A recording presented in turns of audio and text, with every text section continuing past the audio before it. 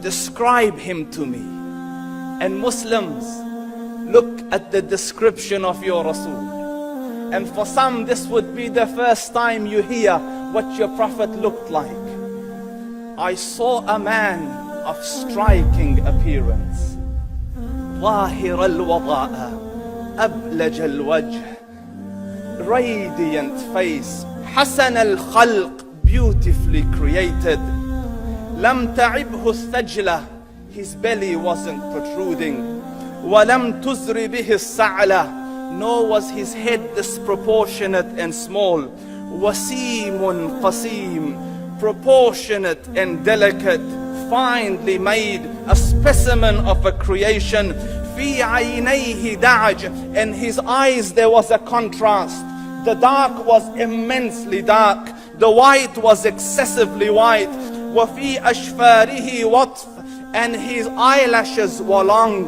وفي صوته صهل, and in his voice was a natural echo. وفي عنقه سطع, and his neck was elegantly long. وفي لحيته كثاثة, his beard was full and thick.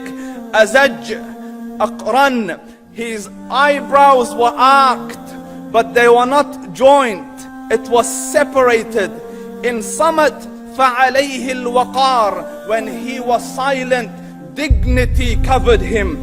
وإن تكلم سماه وعلاه البهاء, and when he spoke, it was audible and clear, almost commanding and overtaking.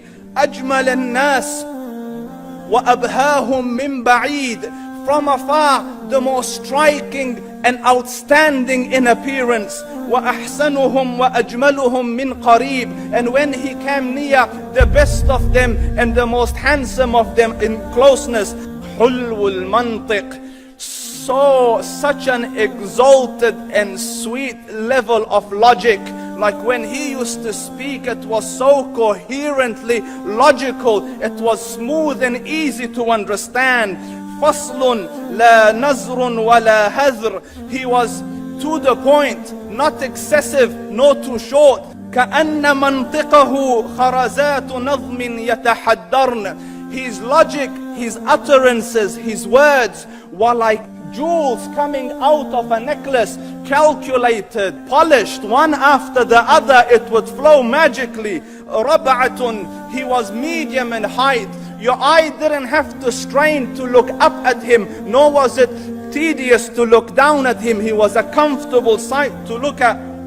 له رفقاء يحفون به, he had friends, the people that were with him, they were working around him to try to serve and protect him.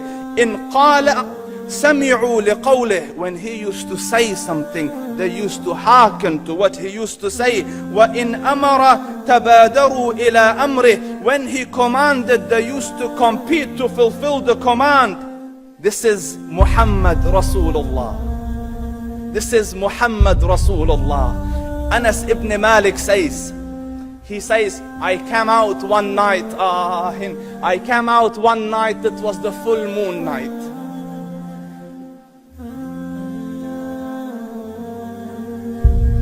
And I looked at the moon, and in the desert, understand, the moon is an awesome sight. It is smooth, it is radiant, it is clear, it is gentle compared to the scorching sun at which they are used to.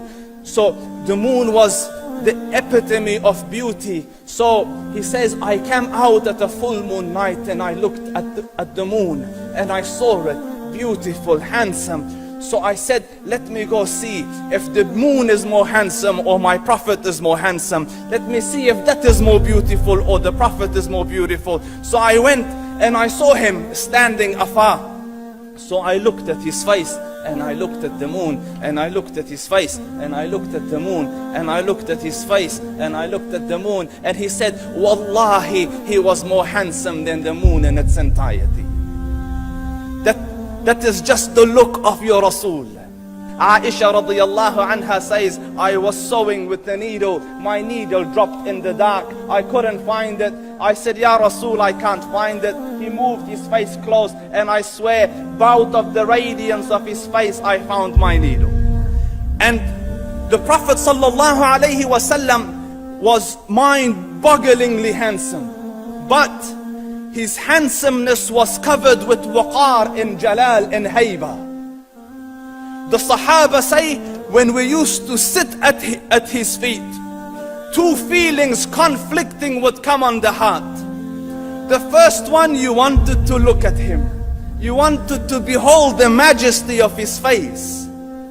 And when you wanted to look up, shyness used to overtake you, so you used to look down. Amr ibn al-As says, I sat with him many times, but if you ask me to describe his face, I can't describe it.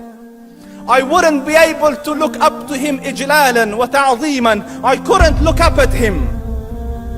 And that is why he didn't have the problems that Yusuf alayhi salam had. Because it was difficult to penetrate the awe and the splendor of the Rasul.